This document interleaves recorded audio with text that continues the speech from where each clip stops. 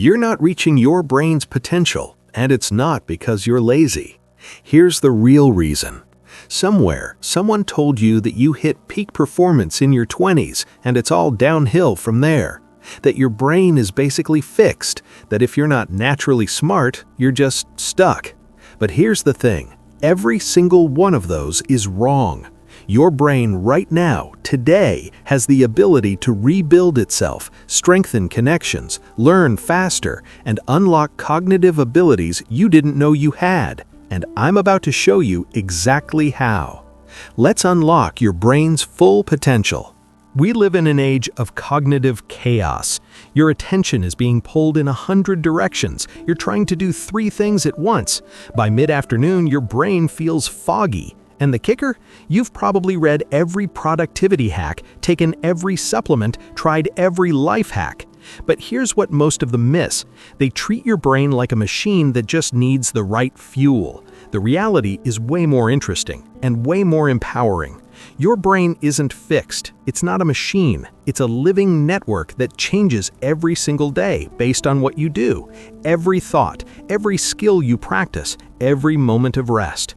It's literally rewiring your neural architecture. That's not motivational speak. That's neuroscience. And once you understand how it actually works, you can work with your brain instead of fighting it. 1. Neuroplasticity. Let's start with the foundation, neuroplasticity. Right now, inside your skull, billions of neurons are talking to each other through connections called synapses. For decades, scientists thought the brain was basically hardwired by adulthood. You get the brain you're born with, that's it. Then, in the 1990s, everything changed. Researchers discovered the brain doesn't just stop changing, it changes all the time. Learn something new? Your brain forms new connections. Practice something over and over, those connections get stronger. They get wrapped in myelin, basically insulation, which makes signals travel faster. Stop using a connection, your brain prunes it away. It's ruthlessly efficient. Am I using this? Strengthen it. Not using it? Gone. There's a saying, neurons that fire together, wire together. And it's true. But here's the real shift. You're not stuck. Not with your focus problems, not with your habits, not with anything that's happening in your brain right now. Those are current patterns, and patterns can be rewritten. The brain you have today isn't the brain you'll have in 3 months if you change what you do. That's not just hopeful thinking. That's how your brain works. 2. The default mode network. Here's the productivity paradox. Some of your best thinking happens when you're not working. Your best ideas, your creative breakthroughs, your deepest insights, they don't come during the grind. They come in the shower, on a walk, lying in bed, staring out the window. Scientists discovered a network in your brain called the default mode network, or DMN. It lights up during rest, and for years, researchers thought it was just noise, idle brain activity. They were wrong.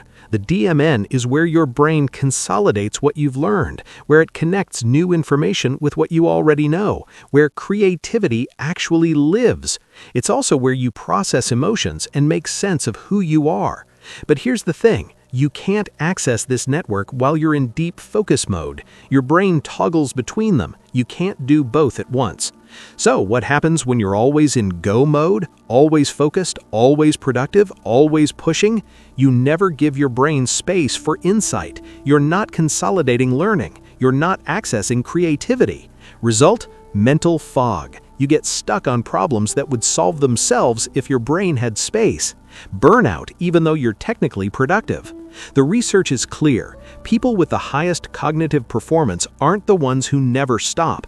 They're the ones who deliberately rest. They take walks. They let their minds wander. Rest isn't laziness. Rest is infrastructure. It's about cycles, not hours. 3. Cognitive load and focus. Now, here's where people wreck their brain without realizing. Multitasking. Not the fake kind, task switching. I mean genuinely trying to do 2 cognitively demanding things at once. And the neuroscience is unforgiving. You can't do it. When you try to focus on 2 attention-demanding tasks simultaneously, your brain doesn't split. It rapidly switches between them. Each switch costs you. costs you precision, costs you memory formation, costs you decision quality. This is cognitive load. Think of your working memory, the mental space where you actually think, as having a hard limit, about 4 to 5 pieces of information. Exceed that, your performance tanks. Here's real life. You're writing an important email. Slack pings. You glance at it. Now your working memory has to hold the email and the context switch. Focus fractured. And research shows it takes about 23 minutes to fully rebuild your attention.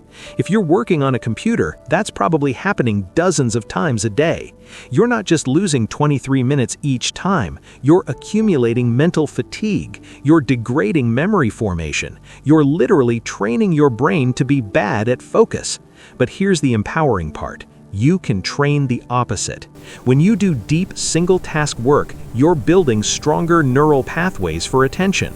You're training your brain to resist distraction, and it compounds. The better you get at focus, the easier it becomes. This is why environment matters. Why your phone across the room isn't willpower, it's reducing cognitive load your brain has to manage. Why Snapchat notifications and desk layout matter. You're not weak if your phone distracts you. You're competing against technology engineered by teams of neuroscientists specifically to capture your attention. The answer isn't fighting harder, it's designing smarter. Practical applications. Okay, now let's talk about what you actually do with this knowledge. Here are 5 practical changes you can implement today. First, deliberate rest blocks. Structure your day in cycles.